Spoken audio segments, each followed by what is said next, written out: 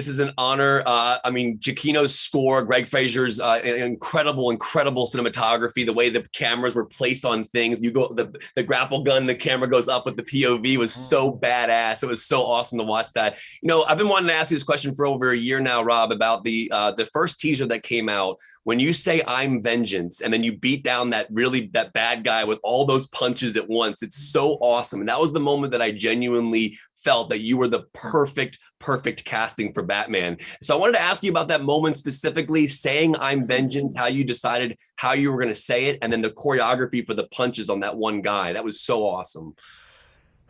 I think that was the first time we started rehearsing, and the entire fight was choreographed before I even turned up, except for the last two punches, which I kind of wanted. I talked to Rob Alonso and said, like, I really think there should be some gratuitous ones when he's clearly unconscious afterwards, to make it, just really going to set this up as a different type of Batman. And and kind of, there's something about not wanting to be too performative and saying "I'm vengeance." I wanted to say it as the guy is losing consciousness, so it goes into his dreams. Ooh, you're twisted. Like, I really want his future to be really, really damaged. You just like made that scene even more insane. That's awesome. Zoe, I find this so interesting, and I know that these are wildly different performances, but the fact that you got to voice Catwoman, you know, in Lego Batman, I know it's an interesting thing because it's a very different film. Chris and Matt are very different directors. The tone is completely different. But did that give you anything that you could use here? Just like, was voicing her and then playing her physically, was that a weird coincidence for you? Yeah, it was definitely a strange coincidence. I mean, like you said, they're very, very different. I think I mostly said meow in the in the Lego movie, but it did give me some confidence that there's obviously some kind of connection between me and this character, and other people see that. So that's very cool. And I loved her nails in this movie. Like the nails were like the little details. Those must help you out so much as an actor to have those specifics. They help you in the film. In life, they make your life very difficult. I had to, leave them on, and I was like, I couldn't do anything. I couldn't open things. It was really scary washing my face at night. Everything became very, very difficult with those nails. So, Rob, during the pandemic, I know we're still in it now, but I went and saw Tenet 4 times in IMAX, and I've watched it at least 15 times at home. And I love this story that I read about you, where you talked about this idea of being on set and having to lie to Chris Nolan about going to your Batman test, and Chris actually catches you in the lie, and you're like, "Oh no, I have a family emergency," and he's like, "You're auditioning for Batman." So I wanted to follow up on that. When you got back from the audition, did you talk to Chris about how it went? Did you talk to him about his Batman experience? Like, how did that go? Did you actually miss a scene in Tenet to go do this? No, I found out I got the job on my first day of Tenet, like, the day before. And somehow, I mean, this was like, I thought the most top secret, like, kind of casting thing. I hadn't told a soul about it. And Chris obviously has the inside scoop on every single Batman project.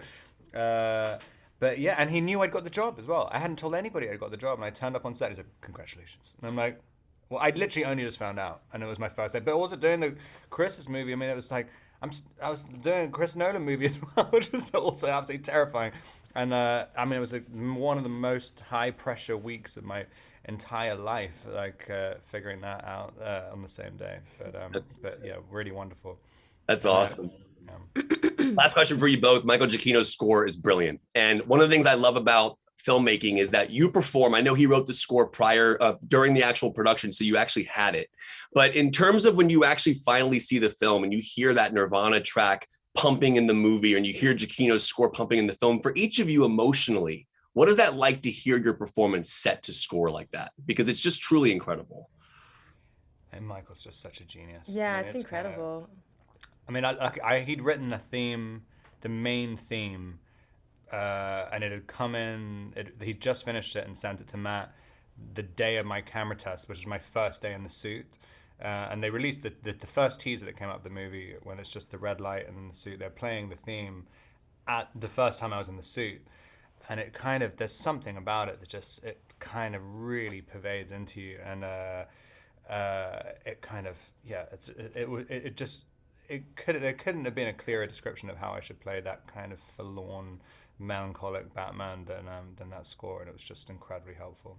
And for you, Zoe, just Yeah, I mean, the music really brings the whole world to life. And, seeing the film for the first time, there's that, I mean, obviously the scores are so incredible. Your theme is so incredible.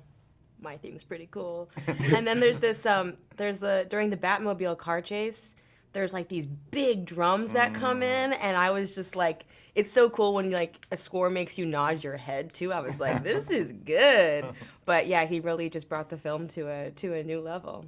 Well, that's absolutely amazing. This has been an honor talking to you both. Thank you so much for your time today. Thank you for making immersive and incredible cinema. It's really, I appreciate your time, both of you. Appreciate it. And Rob, you're amazing and good time, man. Work with the Safdies again, please. I love it.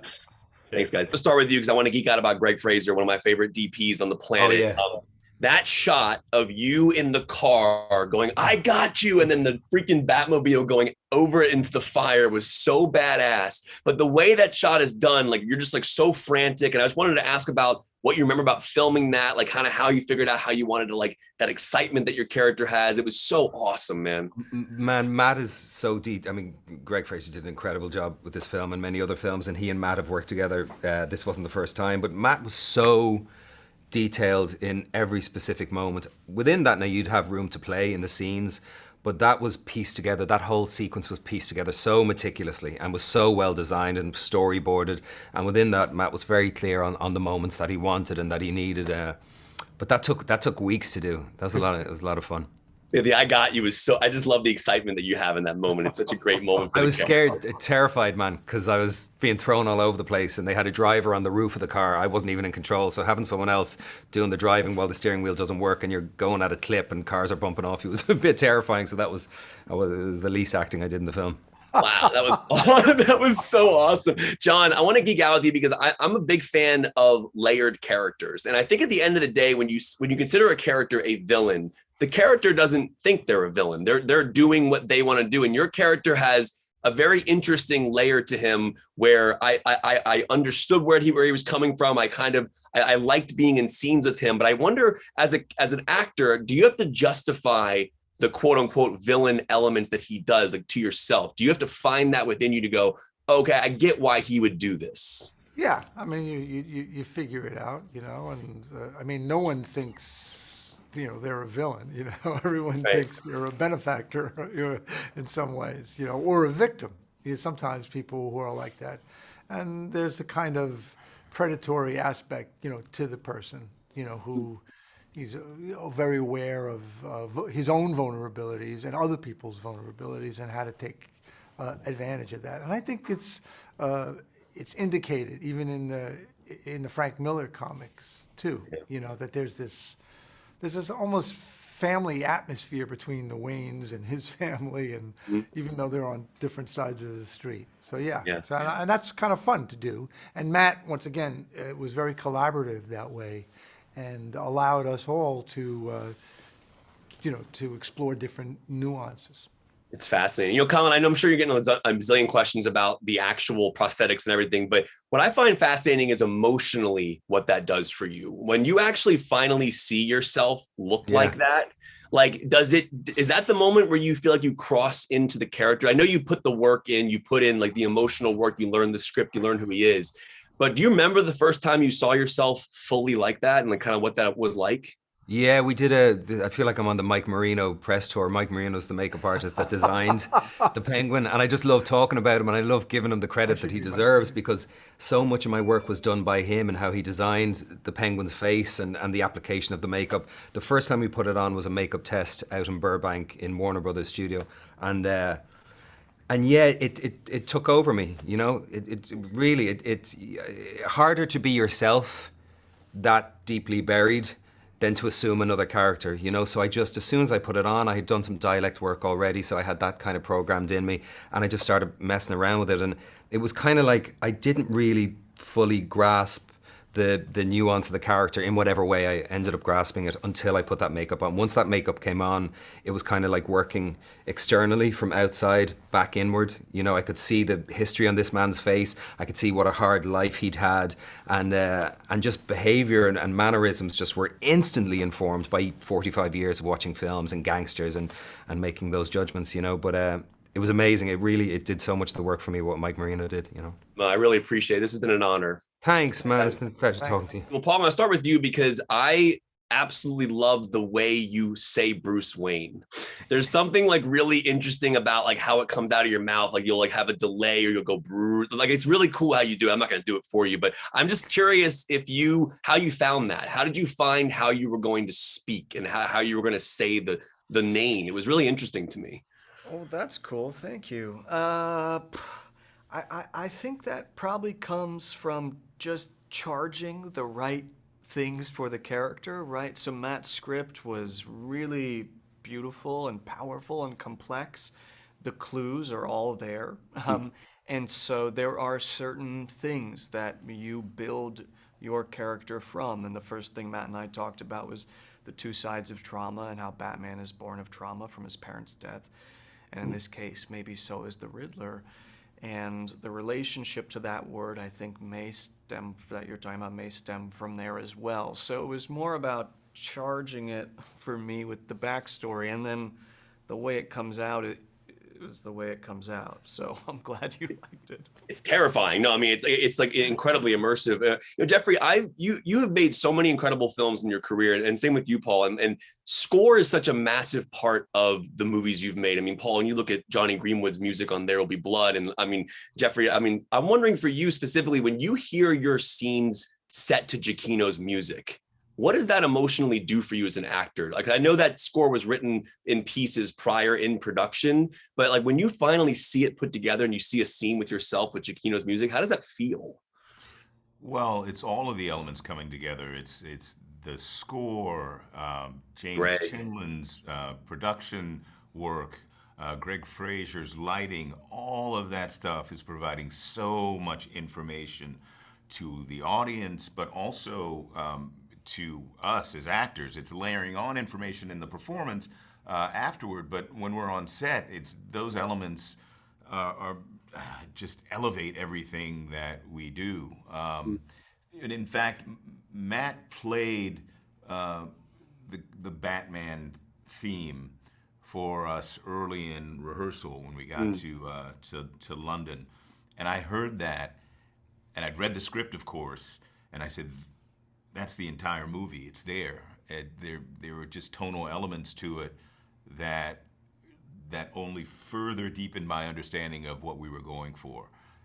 So informative and so influential, but also so absolutely clear. You know, the target that we were trying to strike, and I'm really gratified. I think we got there. Yeah, Greg's a brilliant DP. I mean, the shots of the cameras like on the grapple gun when he's like flying up, it was so cool how they pulled that off. At the end of the day, when you leave to go home after shooting scenes, does it stay with you? I'm not saying you go home as the Riddler, but is it hard to shake it? And just a goofy question, did you actually do the question mark yourself? Probably a question mark that's in the film. No, probably not. I drew plenty of question marks in my own journal and on, you know, but probably no. What's there is hopefully somebody else who could make it look better than I could. I will say, it's like, I think sometimes it's like a little funny, like to hear actors like talk about. It was hard to like come down sometimes from work. I mean, I remember the sequence with Peter Sarsgaard in particular being in a hotel room somewhere in the UK, and yeah. Wow. So, I appreciate you even just giving that insight. I've always been curious about that. I'm not asking you if you can go home as the Riddler, but I find that fascinating. So congratulations to you. It's an honor to talk to both of you both. And thank you so much for your time today. And thank you for making immersive cinema as always. I appreciate it, guys. Oh, man. Thanks. Yeah. We both wore ties. I like it.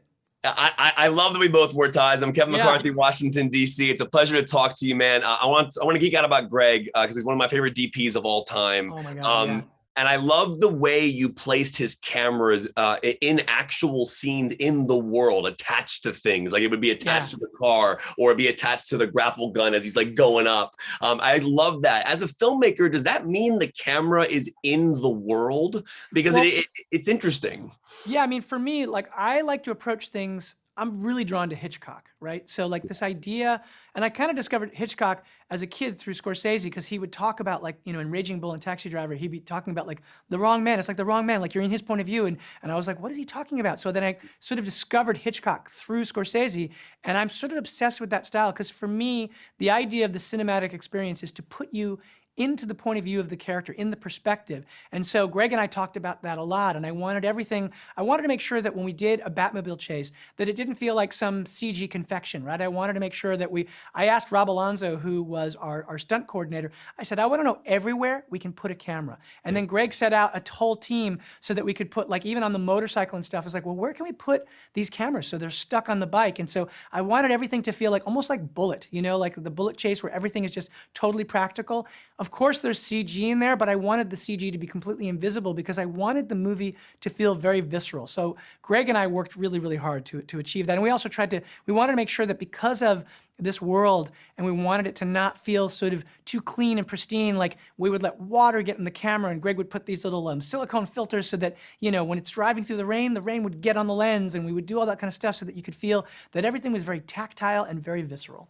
I love that. It was funny because I've been a fan of your work for a while. I remember that movie Let Me In, when you had the rolling car. When we were in the Penguins car, I was like, oh, this reminds me of like the roll that it was really, and really we cool. did something crazier in this one, which was that, because we did that thing where we tumbled and Let Me In, and we kept it all in one shot, and Richard Jenkins is driving, and we had the stunt driver on top of the car. And in this one, what I wanted to do was, I said, I realized, you know, there's that moment when we're flipping the car, and we have the spin, but I want to see that moment when it actually lands. And this time we did a crazy thing where the stuntman actually was in that car as we did that last kind of, the ground, it literally hits the ground. I was like, can we do this? And they were like, yeah, we use this crazy thing called a turtle rig, and we actually did that last part of this. I mean, so much of what's in that chase is practical. Like, I think people look at that scene that's in the trailer, and you see the Batmobile coming through fire. And I wanted the movie to be like a horror movie. And I said, God, if that Batmobile could be like Stephen King's Christine and come through fire, people will remember that, you know? And so I wanted that shot in the rearview mirror, and I thought, well, that probably will have to be CG.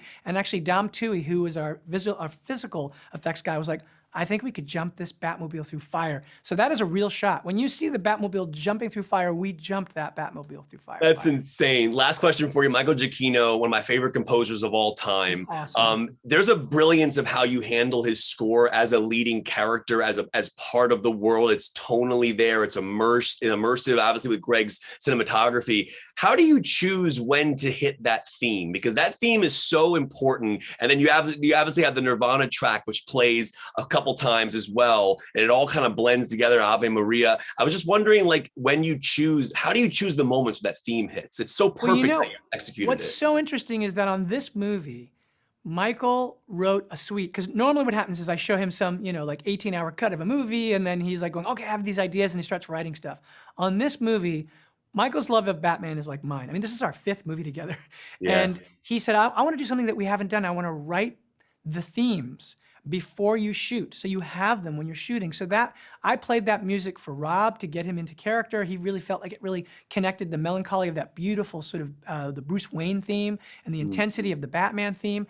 And so then when you start putting it together, when I was working with my editors, I was like, well, we should just try different things. And you try those themes, because now, unlike usually what happens is you temp music in. Here we had the score to a very large degree, and we would try different things. And like, there's this one moment where Bruce Wayne goes to the funeral, and they put in the theme that is the Bruce Wayne theme, and it just seemed right. So it's an interesting thing, you know. And then obviously, when I work with Michael again, when we're done, and he's actually now writing to the final movie, we tweak it, you know, to the nth degree and just go in and finish all that kind of stuff. But this was really special to have the music before we ever shot.